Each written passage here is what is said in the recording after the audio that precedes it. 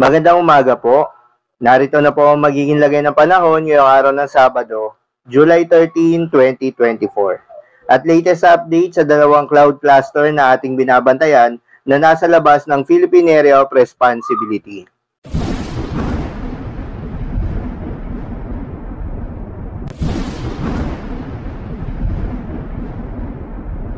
Sa kasalukuyan na tayo sa pag-asa, itong southwest monsoon o hanging habagat ay patuloy pa rin nakakaapekto sa may western section ng Southern Luzon, Visayas at Mindanao. Dahil dito, asahan pa rin yung maulap na kalangitan na may kalat-kalat na mga pagulan at pagkidlat pagkulog. Habang asahan naman yung mga localized thunderstorms sa nalalabing bahagi ng ating bansa, kaya naman makakaranas ng bahagyang maulap hanggang sa maulap na papawirin na may kalat-kalat na mga pagulan o pagkidlat pagkulog. Magandang balita naman dahil ayon sa pag-asa ay wala namang binabantayan na low pressure area o bagyo sa loob at labas ng ating Philippine Area of Responsibility na maaaring makaapekto sa ating bansa. Samantala, yung dalawang cloud cluster na ating binabantayan na nasa labas ng Philippine Area of Responsibility ay posibleng maging low pressure area o bagyo sa mga susunod na araw.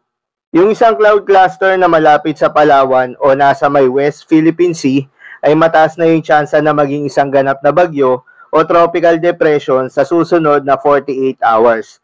Ayon niya sa Japan Meteorological Agency at bahagyan nitong hinahatak ang southwest monsoon o hanging habagat.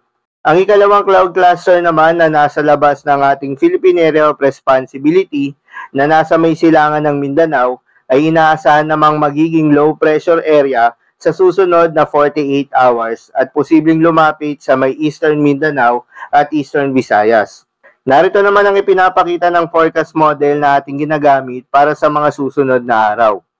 May namamataan pa rin na dalawang bagyo ang posibleng mabuo sa may silangan at kanluran ng ating bansa sa mga susunod na araw, kaya naman ating babantayan na magiging development ng mga ito.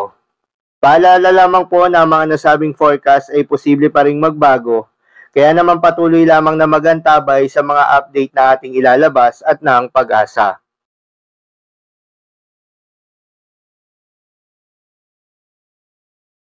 Para naman sa magiging lagay ng panahon ngayong araw ng Sabado, dahil sa epekto nitong southwest monsoon, asahan sa Mindanao, Western Visayas, Central Visayas, Palawan, Occidental Mindoro at Romblon ang maulap na kalangitan na may kalat-kalat na mga pagulan at pagkidlat pagkulog.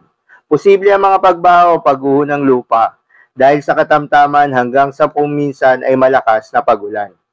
Habang sa Metro Manila at nalalabing bahagi ng Mimaropa, Batangas, Cavite at Laguna ay asahan naman yung bahagyang maulap hanggang sa maulap na papawirin na may kalat-kalat na mga pagulan o pagkidlat pagkulog.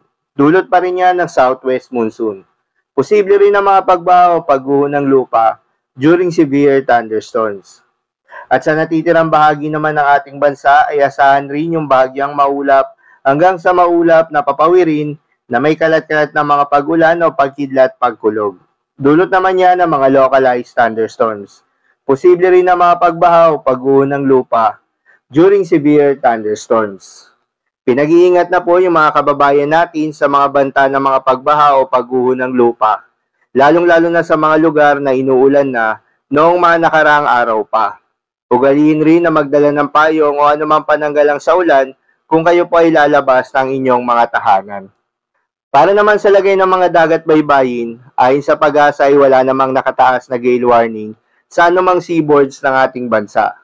Ngunit pinag-iingat na yung mga kababayan nating mangingisda na papalaot o yung may mga maliliit na sasakyang pandagat na maglalihag sa may western section ng Southern Luzon, Visayas at Mindanao dahil moderate to rough o katamtaman hanggang sa matataas na yung mga pag-alon dahil yan sa southwest monsoon o hanging habagat. Samantala sa ibang bahagi naman ng ating karagatan ay magiging banayad hanggang sa katamtaman pa rin yung mga pag-alon.